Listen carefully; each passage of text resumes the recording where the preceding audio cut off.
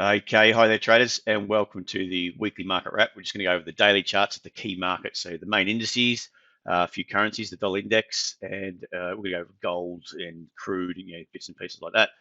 So I'll get into it now. We're only going to focus on the daily charts. I'm not too worried about the intraday moves at the moment. So we're just going to worry about what's happening from a week-to-week basis. All right. So we're starting off on the S&P, the big S&P 500. Now you can see it's in a clear downtrend. It is sort of grinding down. It is reacting back up quite sharply. Suckering in some buys, moving down to new lows, suckering in some buys, down to new lows. So at the moment we're just sort of in that bounce mode. We're just bouncing up off these lows, and we're pushing into that 39, 36 area. So you've got US earnings coming up, so that's going to be the main focus, and the market is still well and truly focused on what's happening with the interest rates. Okay, and what's happening more importantly, what's happening with the economy? Is it slowing down? Of course, when you start to raise rates, it's going to slow down, eventually, and it's going to be about what earnings are saying and what forward guidance is going to be from the companies. Whether they're going to say everything's rosy, we're looking great, or whether they're going to say I don't expect too much going forward, because the cost of our debt is going up quite a lot. So it's all about at the moment what the Fed does with rate rises. How does that affect growth with the economy, and what are the numbers coming forward? Economic numbers or data coming out in the US. What's going to happen with that going forward? Okay, we've got US CPI, which is out, I think, on Wednesday night, in a couple of sessions. So the market will be focusing on that to see what the inflationary figures are coming out. Are they starting to ease? Starting to ease may mean the Fed's not going to be so aggressive. But if it remains high, inflation remains high, then they're going to have to be more aggressive, which might knock it on the head in the major indices. So over to the Dow. I mean, Dow is pretty much the same. I expect that we could have a bit of a bounce back up to 3250, 550. It's going to depend on what happens in the next few days in the market and what happens with that CPI number. Of course, if it remains below that low, so we've got this market's pressed down. It's bounced off this low at around 26,690. We bounced up to 31,874 before pressing down and holding sort of an inside level at 3440. Okay, so we are on the rise on a daily basis, but we're still below this this low at 31,874. So it's whether or not we power up back into this zone, 32,550, which makes sense. And that's just a volatility projection there. So that's sort of equal, that leg up there is equal to this leg up here. So that takes us into that area, or whether we're going to hold below that level and power down through 3440. If we get through that, we're going to go into 29,400. Okay, so that's what I'll be looking for there. Looking at the Nasdaq on the bigger picture, again, the trend is still down. It's just now when we start to hold this sort of base, we're starting to build potentially build a bit of a base. It doesn't mean we are, just because we've got this low, we took out this low, and we've got a higher low in here. It doesn't mean anything. The market's going to get through that 12,170, and it could easily power to 12,780 before rolling over. Okay, but momentum is starting to pressure higher. All right, so it is a bit extended on the downside. We've got this extension here, good corrective move back up, another extended move down here, and we're starting to correct back up. So there's got a few lower highs to contend with at the moment. But that's what I'm looking for on the Nasdaq. And again, it's going to be going forward. What's happening with earnings and what's happening with growth? Are these stocks oversold? The bargain hunters coming out to start to provide some support, or should it go lower? Everyone's trying to, everyone's trying to figure out what's going on at the moment. Are we at a good buying area? Should we wait for a new low? Is it going to get lower? We don't know just yet. And it's just coming down to what's happening with the economy and the talk of recession. All right, let's get down to the European market. So the DAX, you got that leg down, and this is what I'm looking for, that secondary leg down. Now it's still in play, but we've potentially bounced off that double bottom there at 12,400. All right, so the trend is still down off that 14,583 level, but we have bounced up. So it's really about, let's just move that. It's about what happens. Are we going to sort of head high and then power down like that and go into that level 11,350? Or are we going to sort of make a higher low and retrace them that move? If we start to do that, I'll be looking back up to sort of that 4,583 and try to nab some pullbacks on the daily basis. So, going down to your lower time frame 30-minute charts and looking intraday to sort of be biased more up than anything else. All right, on the UK, the FTSE. Now the FTSE has broken. You can see this move up here. It has, it's ticky touch at the moment. We've just broken that uptrend, but we're holding it at 7,012 or 7,012. Okay, the anchor to this downtrend, so we've got to move down, pop up. The anchor is around that 73.10 coming down. So even here, you could argue, okay, we popped up through this anchor to the downtrend, and we've held up at the 70. We could be going higher. At the moment, it is a bit of an each way bet at the moment. So you've got momentum, which is sort of, it's been pressuring down and it's starting to fade. Okay, so momentum fading down, meaning we're probably gonna get some contractive action up. We could just chop around between these two major levels. Don't forget it's about 300 points there. So the UK 100 or FTSE can easily chop around between those levels, hold a lower high, and power through 70.12. Okay, so we'll just keep an eye on that one. They've got their issues with government at the moment, new prime minister.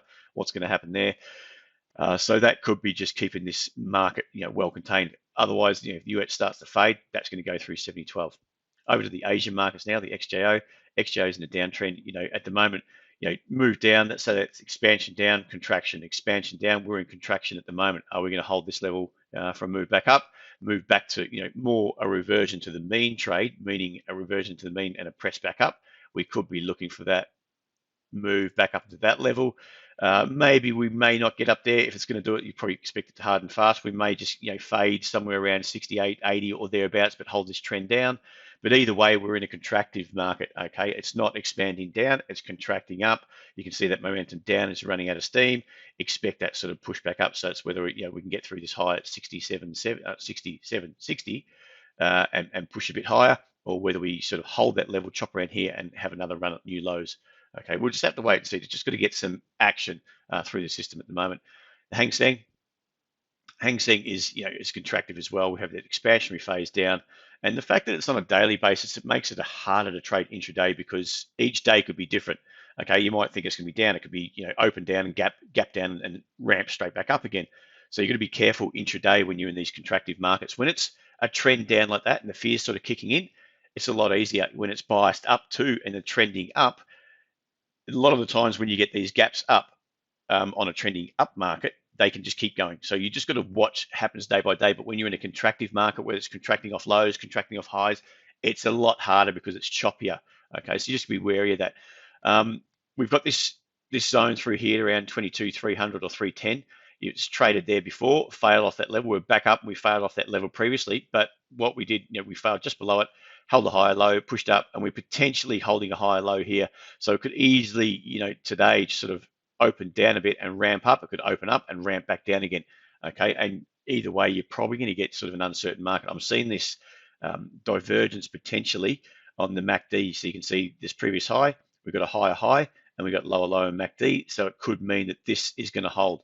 So that's sort of longer term is what I'm looking for, that 22,390 area to sort of hold, and maybe a run a bit lower down into sort of this run up here. So we could easily flush down here, take out this low, trap a few sellers, and then ramp straight back up again. Okay, over to the Nikkei. Nikkei, you've got this double top up here, 28,285. In longer term, then we've got the market, which is sort of held an inside level through here, zone through here, 26,995. Okay, and we've come off that. So Friday's move down was sort of gapped up. You can see had a bit of a flush up and then failed. So it could lead the market to pressure down in that 25,720 area. We'll wait and see. I don't think that's going to happen today at all. That's what's that, about 600 points away, or probably 800 points away there. I would expect more of that. Maybe a bit of a flush down and that daily this sort of move here. If you can see this, that move up there to hold. Okay, flush into there and hold and ramp up. If it hold, it's going to open about, I think, around 160 points up, which takes us potentially, what's that, from here? Well, that's a bit too much, 160. So it takes about mid-range of that candle, the previous daily candle. We could easily open mid-range, have a bit of a fluff around there, and then spike down, or we could continue back up. Just get rid of that. We can continue up and just expand on those gains back up to 26,995. But either way, that daily picture it's biased down, but it's just not. It's not a weakness in the market as such. It's a bit of a contractive phase off these highs. Okay, over to the dollar index and some currencies now. Dollar index is powering higher, and you can see that when you look at the dailies on the currencies. Euro's heading down, the pound's heading down. The same with the Aussie. The US yen is sort of US yen's a different story altogether. Okay, because you got that dollar strength. It's been offset sometimes by that US yen, the yen strength as well. But either way, with the yen itself, it's up at a level where there could be some intervention where the other three not. Okay, they're free floating basically, and they're just looking to move around. So the dollar index, it's trending higher. It's just whether or not up where we are at the moment, so that 107, 106 area up to these highs, I suspect that the market, from what the data we've got in the past, it's factored in the rate rises already. Okay, so any change in that data where you got inflation was a lot higher, so you've got to get that CPI number coming out a lot stronger than expected, meaning inflation is a lot higher than expected. They have to reassess to the upside on the dollar. But at the moment, what we're seeing, with regards to bond movement and inflationary numbers, the market sort of factored that in. So I'd expect they're factored into the upside, so that's going to make it to break to new highs on the dollar, to keep pushing into new highs a little bit harder. They may keep trying just to sucker in those buys before selling into it. There might be a longer term, movement rolling over where any longs could be selling into that market, just taking some risk off the table, any dollar longs that is. So that's why it could keep any sort of numbers there could be popping into new highs and get and fade straight back down again. Okay, but either way, I think to significantly continue higher is going to be a really big ask. But on the flip side, we don't know exactly what's going on. Okay, with regards to inflation and what the rates, the US Fed's going to do. We've had some rate rises. There's rate rises coming.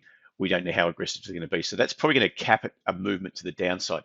All right. So either way, I think we are trending higher. It's just you got to look to the lower time frame. I think it's been locked in around that 106.76. This support through here. I'm looking to a 30-minute chart for these two levels and a 107.25. Okay, if we do start fading down through this 106.76, we're heading down to 105.70 to test that.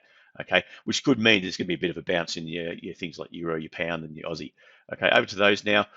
The euro, you can see it's just blasted through this zone through at 103.40 there through this support. It was a daily level. So it's taken out that, let me show you there. Okay, it's taken out this low here. Whether we're going to bounce back up into the level, retest it, fall over, or whether we're going to bounce back up, have a higher low, and have a deeper correction higher. Okay, so either way, that trend has been down.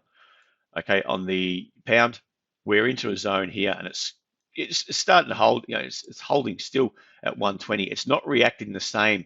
Okay, with the euro, the thing is with the euro, the ECB haven't been talking up rate rises too much. Okay, they're happy to let the euro weaken at the moment. Okay, which has been moved around by that US dollar. So it's basically US dollar higher, euro lower, and it's just oscillating pretty much in line, in lockstep with the US dollar. Whereas the pound are talking up rate rises. Okay, so it's kind of offsetting. You're getting strength in the pound, offsetting the strength into the US dollar to some extent. Okay, the US dollar's got more strength because they're talking about more rate rises, higher inflation there, whereas the pound is not so much. So you do get these moves down. It's just, net basis, it's heading south, but we are finding, it's heading to support zones like that at 120. It's starting to hold up. Okay, we're not taking out this low. Okay, we popped up, we took out this low into the level. Okay, we popped up lower high, took out the low before we bounced. Okay, we didn't really significantly power through that level. Okay, so there's not a big bias to the downside. It is trading more intraday than anything else, and then you get that intraday movement squeeze where the market moves back up again. Okay, so either way, it's trending down. We're into that 120 level. Just watch that. Don't get too biased down because it is a major level. Aussie dollar is a bit of a grind more than anything else as well, because the RBA is talking up rate rises as well. So it's kind of offsetting that US dollar weakness, US dollar strength. The same with the pound. So yeah, that could head down to that 66.75 level, which is a fairly good level. We spiked into that, held that before this massive flush when everything just fell apart. Before we got this big bounce back up again, so we could be back down to retest that area before we get a bit of a bounce. At the moment, it's in no man's land on a daily basis, and intraday it's heading down. Okay, US yen is kind of the interesting one. I think there's a big potential on the downside. You could see this on the daily divergence. You've got momentum easing, potentially rolling over, divergence there, lower low on the momentum or MACD with a higher high. Okay, and don't forget the BOJ is not going to let it get too high. I wouldn't expect. Okay, their first port of call is just to talk it up, say talk about intervention. We're going to do this, we're going to do that. Don't get too out of hand. Okay, and the market's testing it. They're testing the resolve of the BOJ at the moment, the Bank of Japan. Okay, so it has. They were talking about that 130, I think. It could be the 135. I might have that wrong, but I think the 130 level was sort of their line in the sand. It's got to 135. It's got to previous resistance. It's just popped its head through there. Maybe we're going to get a bit of covering, a bit of long covering here or short covering on the yen. Okay, so there's still some US dollar strength. So if we get some short covering, if the US dollar doesn't do too much and it hovers like I expect around that level, and you get short covering in the yen, expect this pair to roll over.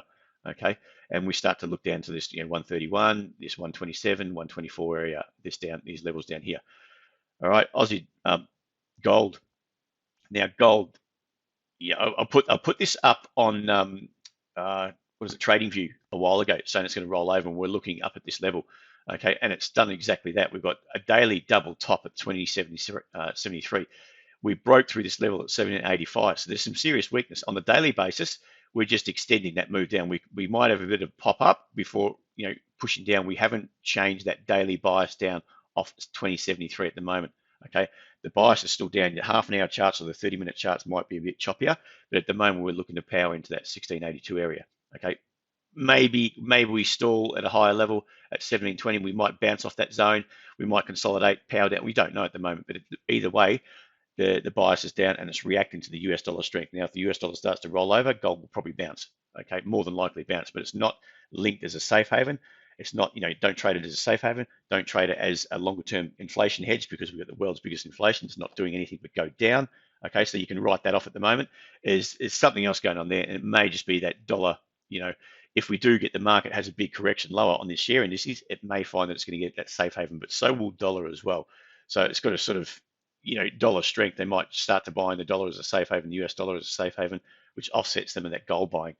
Okay, for now it's heading down. Okay, and I'm looking between these levels that, if it reacts down, reacts up, trades into 1785, you might find that it retests it, rolls over again, and we've got the next leg down to 1682. We'll have to wait and see. Oil had a bit of a bounce, but it's broken this uptrend on a daily basis. So you've got the highs up here at 130, a lower high at 122.50, which is now confirmed, and that should take us, I would expect, a bit of an unwind. But crude is one of those things, it's highly manipulated.